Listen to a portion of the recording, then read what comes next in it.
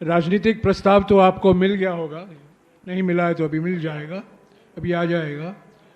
पर इस राजनीतिक प्रस्ताव में कई मुद्दे शामिल हैं।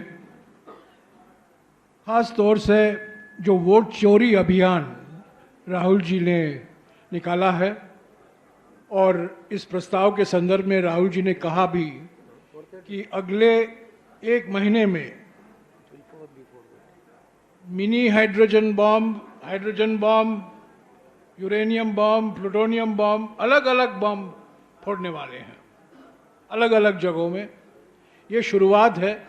कर्नाटक के महादेवपुरा और आलंद से जुड़े हुए जो खुलासे हुए हैं, ये एक शुरुआत है। और वोट चोरी अभियान के बारे में इस प्रस्ताव में काफ़ी लंबा जिक्र है। और जो अभी अभी हमारे जो प्रभारी संगठन ने आपको बताया है कि 15 सितंबर से लेकर 15 अक्टूबर तक 5 करोड़ हस्ताक्षर का अभियान निकाला जाएगा। और ये 5 करोड़ सिग्नेचर हस्ताक्षर इलेक्शन कमीशन को सौंपे जाएंगे।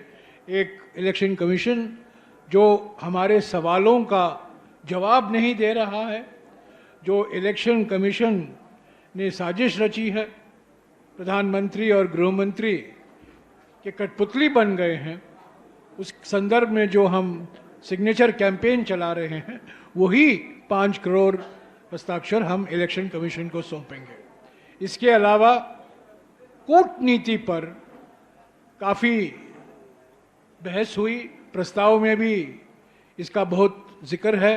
राहुल जी ने भी इस पर अपने अंतिम भाषण में कहा कि कूटनीति की विफलताएं जो हमें देखने को मिल रहा है, जो चुनौतियां हमारे सामने हैं कूटनीति को लेकर, और ये सारे दोस्त प्रधानमंत्री के हैं, और दोस्तों ने ही ऐसा स्थिति पैदा कर दी है कि हमारी कूटनीति की विफलता सामने आई है।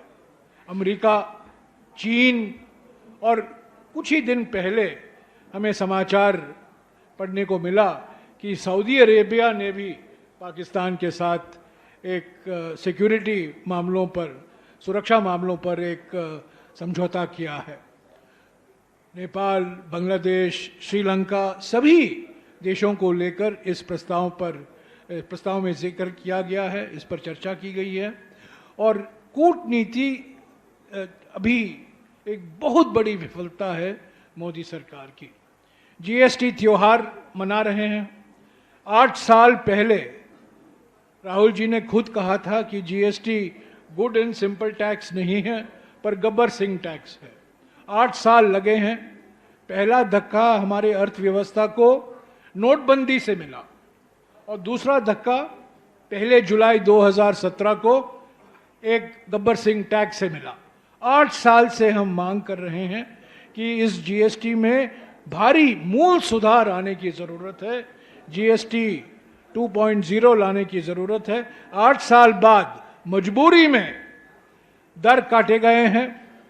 पर जब आमदनी नहीं बढ़ी है पिछले 10 सालों में, सिर्फ दर काटने से ग्राहक बाजार में नहीं आएंगे और चीज़ें खरीदेंगे जितना की उम्मीद हो रही है।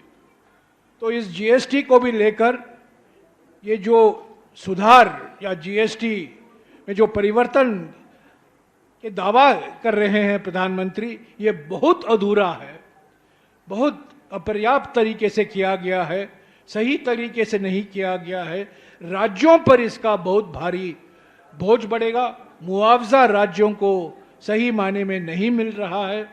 और जीएसटी को भी लेकर जो दावे किए जा रहे हैं कि इससे अर्थव्यवस्था के लिए एक बूस्टर डोज मिलेगा, अर्थव्यवस्था में जीडीपी का दर बढ़ेगा, इस पर कई सवाल उठ खड़े होते हैं।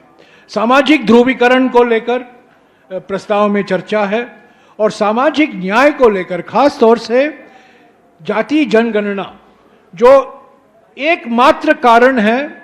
मोदी सरकार ने 8 साल से चुप्पी नहीं तोड़ी थी जाति जनगणना को लेकर, पर अभी उन्होंने अपना निर्णय दिया है कि 2027 के फरवरी महीने में ये जाति जनगणना करवाया जाएगा। तो ये कांग्रेस पार्टी के दबाव के कारण, राहुल जी और खड़गे जी के अभियान के कारण ही हो पाया है सामाजिक न्याय।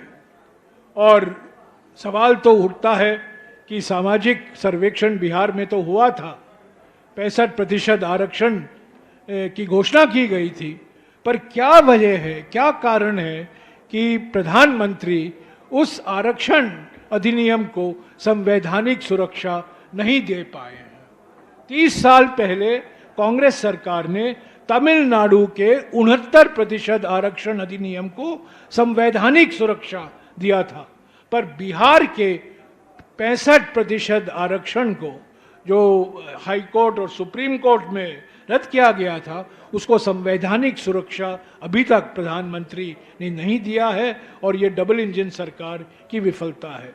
तो आर्थिक मुद्दे हैं, राजनीतिक मुद्दे हैं, सामाजिक न्याय और सामाजिक ध्रुवीकरण के मुद्दे हैं, कूटनीति के मुद्दे हैं, ये सब आपको मिल जाएगा इस प्रस्ताव में। सर्वसम्मति से ये प्रस्ताव पारित किया गया, और इस पृष्ठभूमि तो संदर्भ तो बिहार का चुनाव है, और इसीलिए विशेष एक प्रस्ताव बिहार की जनता के नाम पर एक निवेदन किया गया है इस एक्सटेंडेड वर्किंग कमेटी के द्वारा।